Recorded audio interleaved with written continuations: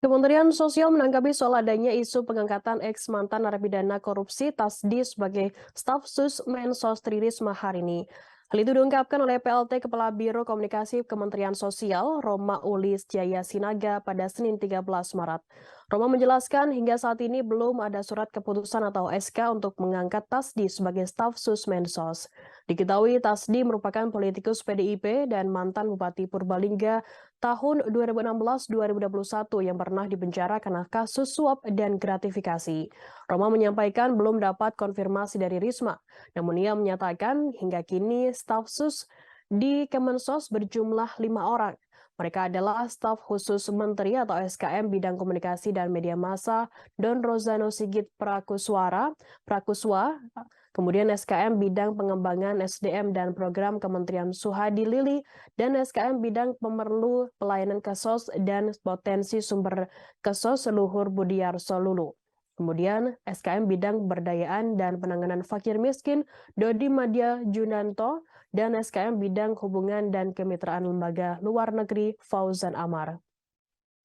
Sebagai informasi, sebelum terjun ke panggung politik, Tasdi bekerja serabutan.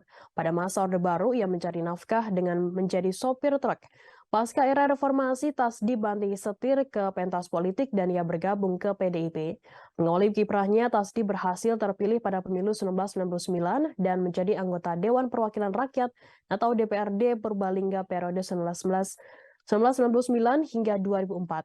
Pada periode pertamanya, ia mengisi alat kelengkapan Dewan di Komisi D. Setelahnya ia terpilih sebagai Ketua DPRD selama 2 periode, yakni selama 2004 hingga 2009 dan 2009 hingga 2014.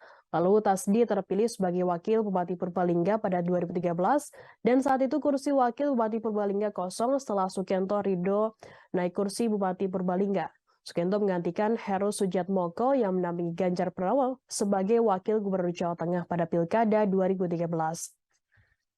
Selama berkiprah sebagai Bupati Purbalingga sejak 2016, Tasdi dikenal disiplin. Namun 2,5 tahun menjabat, ia tersandung kasus korupsi. Pada 5 Juni 2018, Tasdi ditetapkan sebagai tersangka korupsi kasus dugaan suap mega proyek Islamic Center Purbalingga. Dalam proses persidangan terungkap bahwa Tasdi menerima suap sebesar 115 juta rupiah dari 500 juta yang dijanjikan dalam proyek pembangunan Islamic Center Purbalingga. Selain itu, ia juga terbukti menerima gratifikasi.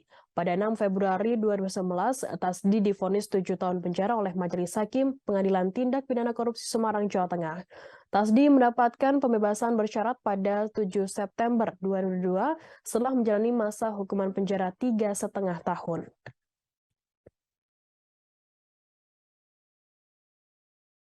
Terima kasih sudah nonton.